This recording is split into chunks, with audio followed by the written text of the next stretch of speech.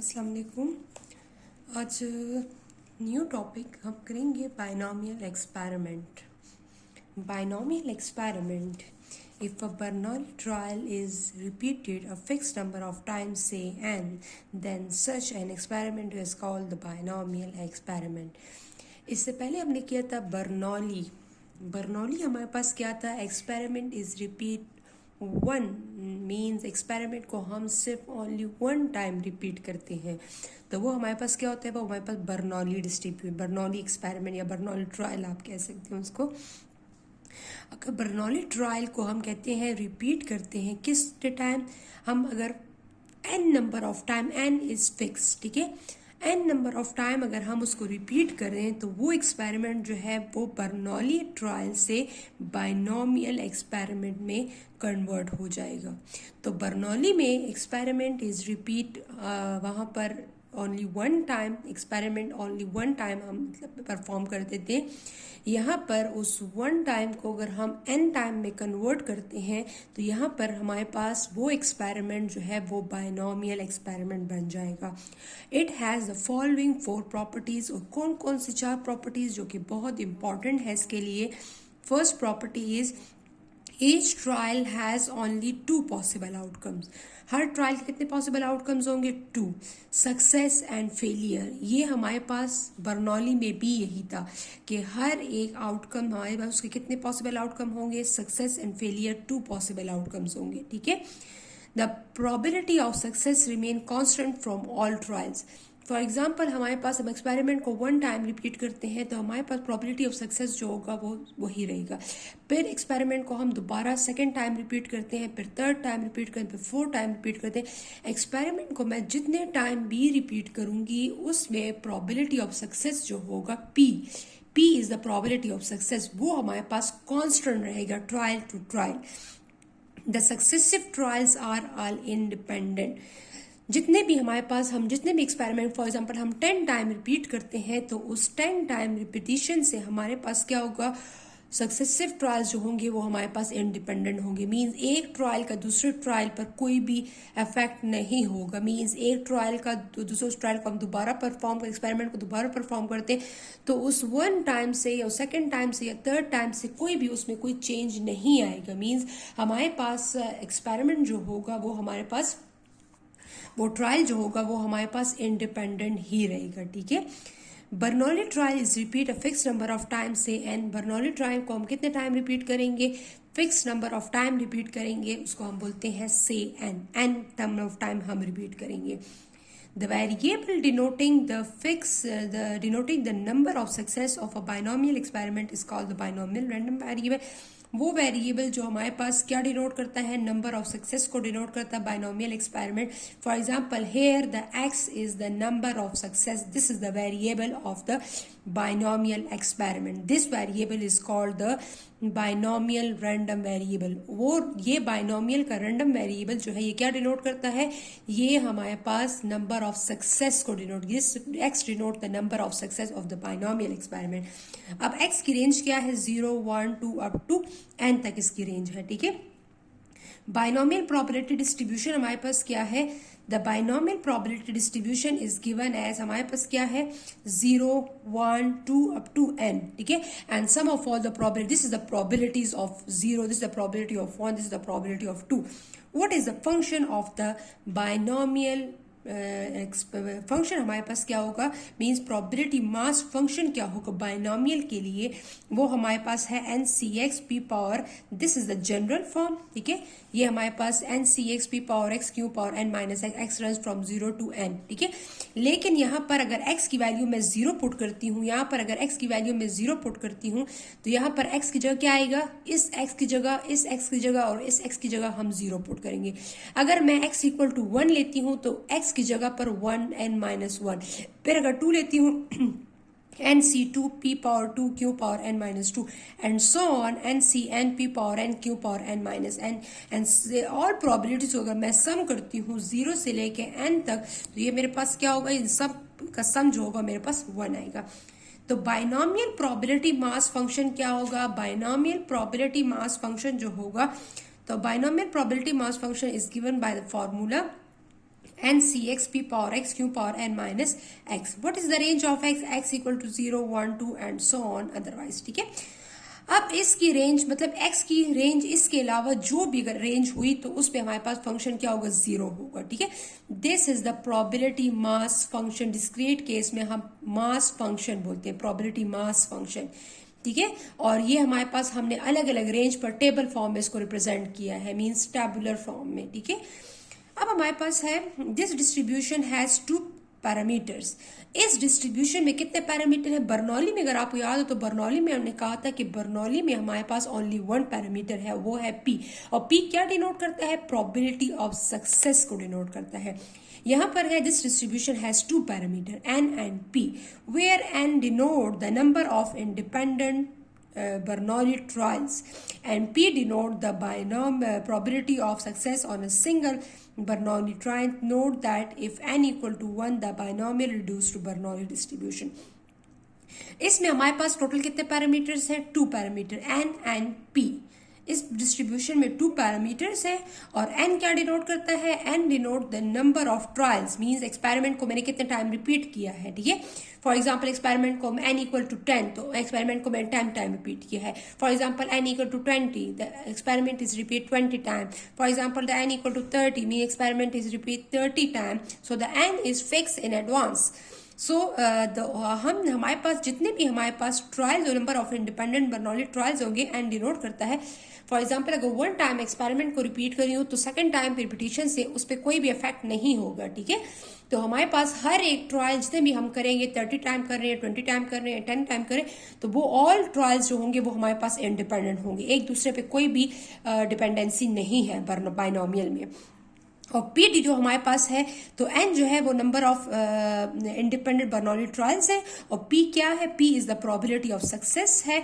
और अगर एन हमारे पास 1 हो गया, मीन एक्सपेरिमेंट को अगर मैं 1 टाइम रिपीट करती हूँ तो automatically this binomial distribution is convert into Bernoulli. इसलिए कि बर्नौली में ये था कि हमारे पास एक्सपेरिमेंट को हम ओनली 1 टाइम रिपीट करते हैं, तो वो बर्नौली था. लेकिन जब हमने एक्सटेंड किया, 1 से एक्सीड किया, 2, 3 अप टू सो ऑन, जितना भी हमने एक्सीड किया, n तक हमने एक्सीड किया, मींस तो हमारे पास क्या हो गया? वो बर्नौली जो है वो बाइनोमियल में कन्वर्ट हो जाता है. ठीक है, अब हमारे पास न्यूमेरिकल एग्जांपल्स हैं. Example 3.7, a fair coin is toss 4 time, find the probability distribution for obtaining variance number of heads.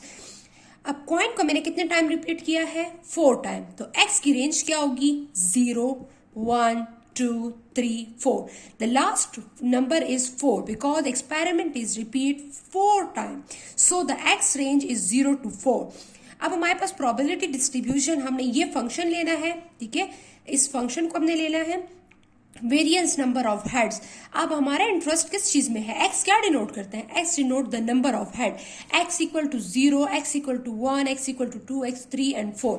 तो एक्स की रेंज 0 टू होगी तो number of head equal to 0, means x जो डिनोट करेगा वो हमारे पास x equal to 0 means no head, x equal to 1 mean 1 head, x equal to 2 means 2 head, x equal to 3 means 3 head and x equal to 4 equal is mean 4 head. Means अगर experiment को मैं 4 time repeat करती हूँ तो मेरे पास यहाँ पर range 4 के अलावा इससे एक्सीड नहीं होगा. ठीक है, तो यहाँ पर नंबर ऑफ हेड जो होगा वो हमारे पास 4 होगा. जाहिर बात, एक कॉइन को आप 4 टाइम टॉस कर रही हैं तो 4 से ज्यादा हेड्स अपेयर नहीं हो सकते. ठीक है, तो x इज रिपीट 4 टाइम. तो हमारे पास x क्या होगा?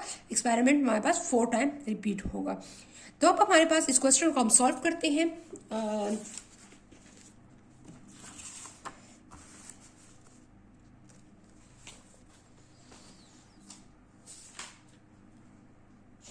अब इस क्वेश्चन को आप देखिए. इस क्वेश्चन में आपके पास वही क्वेश्चन मैंने यहाँ पर लिखा हुआ है. ठीक है, आप इस क्वेश्चन को देख लें. और इस क्वेश्चन में हमारे पास है a fair coin. Lecture number 55 है और एग्जाम्पल 3.7 है. ठीक है, अब हमारे पास है fair coin is toss 4 time, find the probability distribution for obtaining variance number of heads. अब वही क्वेश्चन हम यहाँ पर सॉल्व करते हैं. तो हमारे पास क्या होगा? Solution, you know that n equal to 4। Experiment को मैंने कितने टाइम रिपीट किया है? Experiment is repeat 4 time. Clear? So what is x? x equal to 0, 1, 2, 3 and 4। x is repeat 4 time. ठीक है, अब हमारे पास क्या है? p। What is p? Coin में कितने आउटकम्स होते हैं? कॉइन में ओनली 2 आउटकम्स होते हैं, या हेड होगा या टेल होगा। तो अगर कॉइन में हेड की प्रोबेबिलिटी क्या है? 1/2। तो हमारा इंटरेस्ट किस चीज में है? हेड में है, because find the probability distribution for the number of heads. ठीक है, तो हमारे पास हेड की प्रोबेबिलिटी क्या होगी? 1/2। और क्यों क्या होगा? 1 माइनस पी, तो हमारे पास 1 minus 1/2 is always equal to 1/2। तो टेल की प्रोबेबिलिटी जो होगी वो क्यों होगी, और पी जो है प्रोबेबिलिटी ऑफ हेड होगा। ठीक है, अब हमने क्या करना है? This x represent the number of success. ठीक है, हमारे पास नंबर ऑफ सक्सेस क्या है? Number of heads. तो एक्स डिनोट करेंगे नंबर ऑफ हेड्स को। Experiment is repeat 4 time. P is the probability of success. Probability of success is number of head, मतलब हमारे पास हेड की प्रोबेबिलिटी जो होगी हमारे पास, वो हमारे पास पी डिनोट करेगा। तो 1/2। क्यू जो होगा वो फेलियर की होगी, तो वो भी हमारे पास 1 minus p is equal to 1/2। So the function probability of x, what is the probability of x? हमारे पास फंक्शन क्या होगा? N c x p power x q power n minus x. What is the range of x? 0, 1, 2 and 3 and 4। Clear? 1, 2, 3 and 4 हमारे पास ये range होगा। अब हमने क्या करना है? यहां पर हमने प्रोबेबिलिटी डिस्ट्रीब्यूशन मीन्स हमने टेबल कंस्ट्रक्ट करना है। द बाइनोमियल प्रोबेबिलिटी डिस्ट्रीब्यूशन, हमने बाइनोमियल प्रोबेबिलिटी डिस्ट्रीब्यूशन आपने पहले हेडिंग देनी है, इसके बाद आपने क्या करना है? इसके बाद आपने टेबल बनाना है। ठीक है, x इक्वल टू 0, 1, 2, उसके लिए आपने टेबल कंस्ट्रक्ट करना है। सबसे पहले ये हमारे पास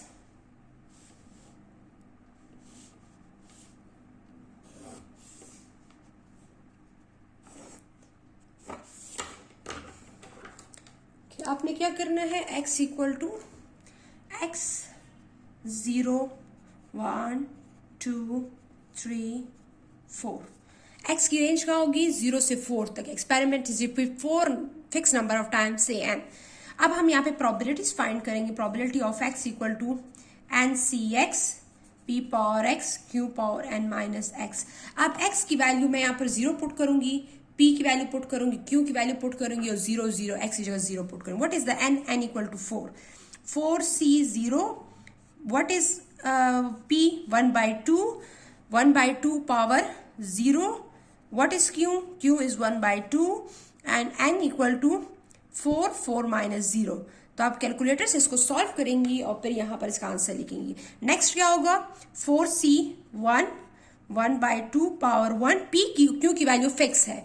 अब यहां पर p और q की वैल्यू हमने कहा था ना, probability of success is constant from trial to trial. अब यहां पर देखें, एक्सपेरिमेंट x इक्वल टू 1 था, तो हमारे पास प्रोबेबिलिटी 1/2 और क्यू की वैल्यू 1/2। अब हमने सेकंड टाइम 1, हमारे पास x इक्वल टू 1 है, लेकिन probability of success and probability of failure change नहीं होगा यहाँ पर। ठीक है, 1/2 4 माइनस 1, 4 एंड 4 ही होगा। ठीक है, 4x की वैल्यू से चेंज होगी, 4 माइनस 1। अब यहाँ पर 4c2 1/2 power 2, 1/2 power 4 minus 2। Next is 4c3 1/2 power 3, 1/2 power 4 minus 3. Next is 4c4 1/2 power 4, 1/2 power 4 minus 4. So अब हमने x की n की वैल्यू 4 थी, p और q की वैल्यू 1/2 1/2 थी, जो हमने इस फंक्शन में पुट कर ली है। x की वैल्यू हमने यहां से ली है, 0 के लिए कर रहे हैं तो यहाँ पर x की वैल्यू 0, 1 के लिए कर रहे हैं तो 1 की वैल्यू x की वैल्यू 1, फिर x की वैल्यू 2, फिर x की वैल्यू यहाँ पे 3, फिर x की वैल्यू यहाँ पे 4 पुट की। Clear this point? अब हमने with the help of calculator आपने क्या करना है? आप इसको सॉल्व करना है। क्लियर? अब आके देखते हैं किस तरह सॉल्व करते हैं। 4 shift NCR 0। The answer is 1। Clear? यहां पर इससे क्या आया 1। अब यहां पर 1/2 की पावर 0, जिस चीज की पावर 0 होती है वो हमारे पास 1 के इक्वल, तो इधर से भी क्या आएगा, इधर से भी 1 आएगा। और 1/2 पावर 4 माइनस 0, तो 4 से 0 चला गया तो 4 रह गया, तो 1/2 पावर 4। तो मल्टीप्लाई करेंगे क्या, ब्रैकेट लगाएंगी, फिर 1 डिवाइडेड बाई 2, ब्रैकेट क्लोज, और पावर इसकी क्या है, पावर के लिए देखिए ये बटन है मेरे पास, ये वाला, इसके पावर के लिए वाला बटन दिया जाता है। तो 1 divided by 2 power 4, the power is 4। सो क्या आएगा 0.0625। ठीक है, यहां पर पॉइंट में आंसर आ रहा है, अगर आप इसको पॉइंट में नहीं लिखती आपकी मर्जी है। 0.0664 625, सॉरी 625 है, 625। The answer is 0.0625। So next करते हैं 4C1, 1/2 पावर 1, 1/2 पावर 4 माइनस 1।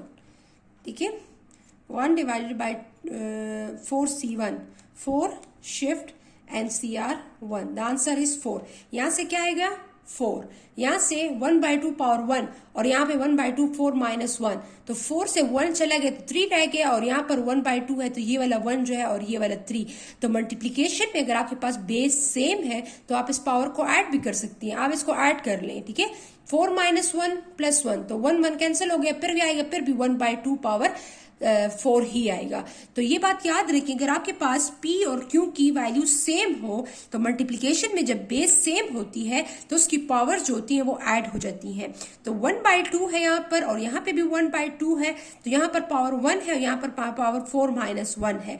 तो यहाँ पर 1 माइनस 1, तो ये 1 माइनस 1 का कैंसिल हो गया। यहाँ पर 2 है, यहाँ पर -2 है, तो ये -2 प्लस 2, 3 है, यहाँ पर -3, ये प्लस -3 कैंसिल, 4, यहाँ पर 4 माइनस 4, तो ये 0 आ जाएगा, तो 4 से 0 हट गया तो सिर्फ 4 ही रहेगा। तो मल्टीप्लिकेशन में अगर बेस सेम है, 1/2 है, तो पावर इसकी क्या हो जाएंगी, इसकी पावर जो होंगी वो ऐड हो जाएंगी। ठीक है, तो आप इसको अलग अलग अगर लिखती हैं आपकी मर्जी है, लेकिन जस्ट समझाने का मकसद ये है कि आपके लिए आसानी हो जाएगी। ठीक है, तो आप 1/2 पावर, यहाँ पर क्या आएगा 1 और -1 कैंसिल होकर 4 ही रहेगी, इधर भी 4, इधर भी 4, इधर भी 4 रहेगा। अच्छा, इधर से आंसर आया है 4C1 से 4। ठीक है, और मल्टीप्लाई बाय, क्या मल्टीप्लाई करूंगी, 1 डिवाइडेड बाय 2 2 4, 4 2 8, 2 16।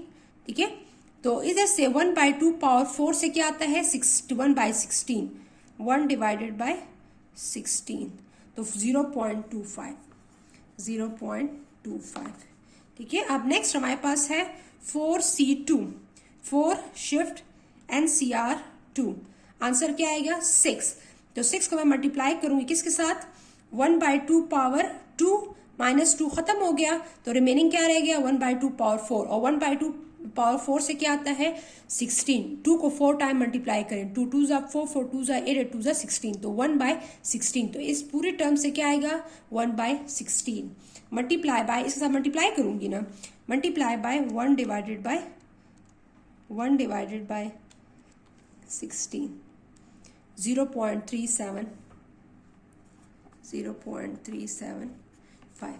नेक्स्ट देखते हैं 4C3, इससे क्या आता है 4 शिफ्ट NCR 3, 4 आ गया, मल्टीप्लाई बाय वही बात 3 -3 कैंसिल हो गए, रिमेनिंग क्या रहेगा 1/2 पावर 4, 1 डिवाइडेड बाय 1/2 पावर 4 से क्या आता है 1/16। तो मैंने इसको मल्टीप्लाई किया 0.25। ठीक है, और लास्ट वाली टर्म 4C4, 4 शिफ्ट NCR 4, यहाँ से 1 आ गया, और 1/2 पावर 4, और यहाँ से 1/2 पावर 4 माइनस 4, तो ये 0 बन गया, जिस चीज पावर 0 होती है वो 1 के इक्वल हो जाता है। तो रिमेनिंग क्या रहेगा 1/2 पावर 4, 1/2 पावर 4 से क्या आता है 1/16। ठीक है, तो मल्टीप्लाई करूंगी किसको 1 डिवाइडेड बाय 16। ठीक है, ये डिवाइड में है, 1/2 जो है ये डिवाइड में है। अच्छा, तो 2 पावर 4 जो है 16 आएगा, तो 1/16, आंसर क्या है 0.0625, 0.0625। अब आप इसको ऐड करें, अगर इसका सम 1 आता है तो इट्स मीन आपकी कैलकुलेशन ठीक है, अगर आपके इसका सम 1 नहीं आता इसका मतलब है कि कैलकुलेशन क्या है, ये मैंने यहाँ पर कोई मिस्टेक की है। ठीक है, आप फ्रैक्शन फॉर्म में भी लिख सकती हैं और आप पॉइंट्स में भी लिख सकती हैं, इससे कोई फर्क नहीं पड़ता। 0.0625 प्लस 0.25 प्लस 0.375 प्लस 0.25 प्लस 0.0625। देखिए यहाँ पर sum of all the probability is always equal to 1। इसका मतलब है कि मेरी कैलकुलेशन क्या है, बिल्कुल ठीक है। इसलिए कि सम ऑल प्रोबेबिलिटीज पे मतलब स्टार्ट 0 से लेके 4 तक इन सब प्रोबेबिलिटी का सम जो होगा वो क्या होगा, वो हमारे पास 0 आएगा। ठीक है, तो ये मेरे इस क्वेश्चन को मैंने सॉल्व कर दिया है। और आपने बायनोमियल डिस्ट्रीब्यूशन में ये बात याद रखनी है, इसका फंक्शन है और इसके फंक्शन में पी और क्यू की वैल्यू आप पहले फाइंड करेंगे, पहले एन की वैल्यू फाइंड करेंगे कि एक्स की रेंज क्या है, एन क्या है, और फिर एक्स की जिस पे आपने प्रोबेबिलिटी फाइंड करूंगी उसका आपने एक्स कि वो वैल्यूज आपने पुट करनी होंगी। ठीक है, अगर मैंने यहाँ पे पूरा टेबल कंस्ट्रक्ट करना है तो मैं हर एक वैल्यू पे प्रोबेबिलिटी फाइंड आउट करूंगी। ठीक है, तो प्रोबेबिलिटी डिस्ट्रीब्यूशन का मतलब ये है कि आपने हर एक वैल्यू पे आपने प्रोबेबिलिटी फाइंड आउट करनी है, 0, 1, 2, 3 एंड 4। तो हर एक वैल्यू पे आपने इसकी प्रोबेबिलिटी फाइंड करनी है। Thank you, Allah Hafiz.